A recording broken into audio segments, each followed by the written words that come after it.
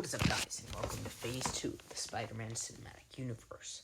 If you have not seen Phase 1, be sure to check it out, otherwise you won't understand.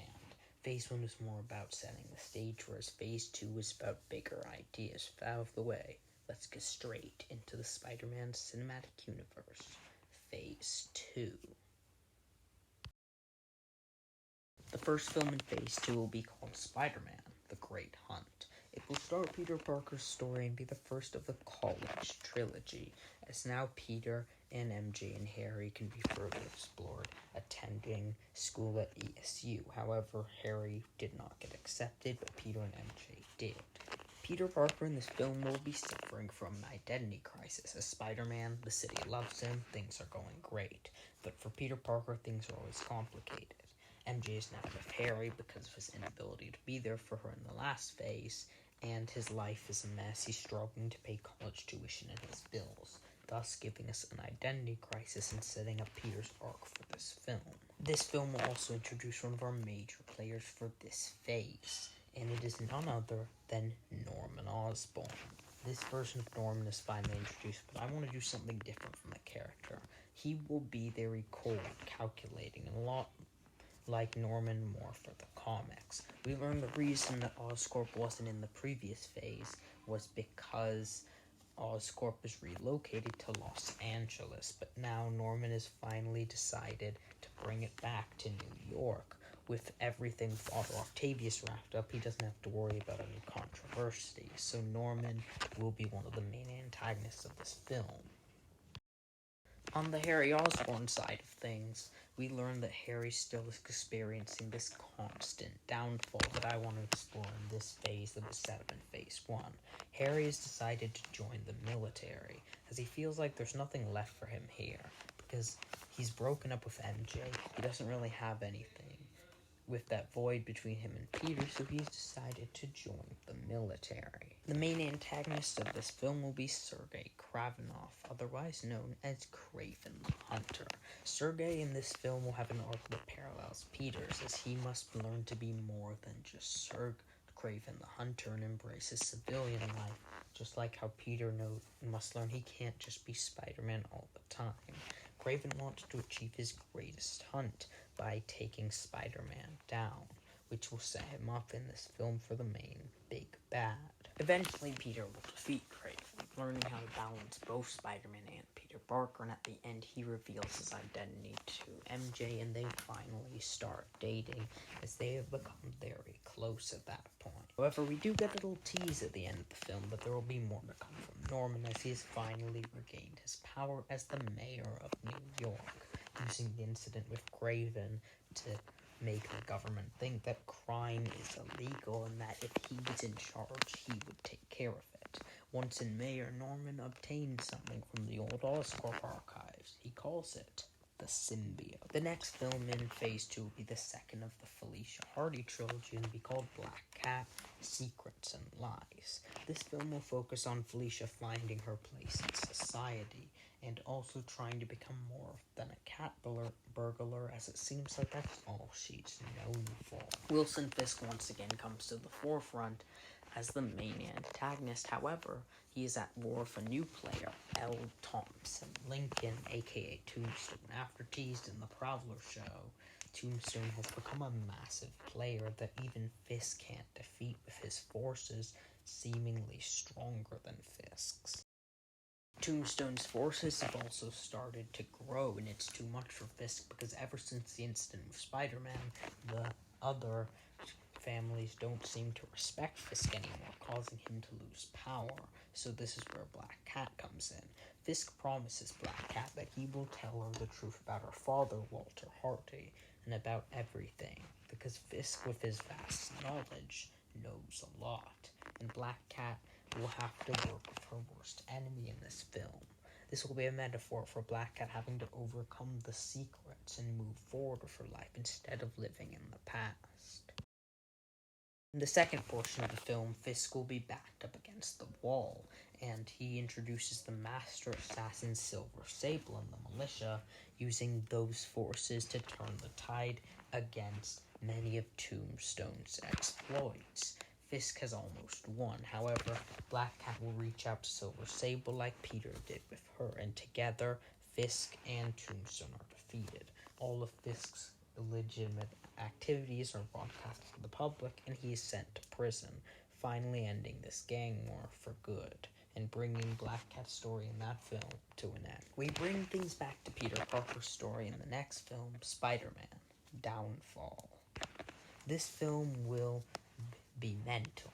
Peter at this point has been having everything he wants in his life. He's got the girl, the city loves him, but there will be a message in this film that he still can't escape the darkness inside of him. The symbiote will monitor Peter in this film, feeding off that darkness. After being in high containment by Norman, it managed to escape and is bonded to Spider-Man, giving him a black suit. Throughout the film, Peter will become more and more brutal as the symbiote is feeding off those desires and turning him more and more into a monster. And Peter will have to learn that he cannot escape the darkness. The symbiote will serve as an addiction, something for him to take his anger out on, which leads to him going more and more to the suit and rejecting the people closest to him. Everything Peter had at the beginning of the film starts to go away. The people of New York turn against Spider-Man because of the suit, and eventually MJ breaks up with him because of how he's been treating her. This causes the police to declare martial law on Spider-Man, which Norman influences, using his reputation as mayor to allow the public to go against Spider-Man, as he wants the symbiote back and now has a hatred for Spider-Man for ruining his operations. There will also be a scene in the film where Harry gets trapped underneath a pile of rubble because of some of Norman's men, and Harry begs Spider-Man to help him, but he doesn't because of the black suit telling him to let him fall. Harry loses his legs in the battle and falls unconscious, but he now has a hatred for Spider-Man, as he doesn't see him as a hero, he sees him as a menace. This only further elevates Harry's downward spiral. He doesn't have his legs, he doesn't have Peter or MJ. Soon he is starting to fall into the depression and does not know when it is going back out. The title of the film won't just apply to Peter, it will also reflect Harry and Norman's downfall. Ultimately, at the film's end, Peter removes the symbiote, but it's over. He is no one. He has lost MJ, lost Harry, he has no friends, and now Peter has abandoned being Spider-Man. He is Spider-Man no more. And this brings us to the end of that film. Peter had everything in the beginning, but now he has nothing.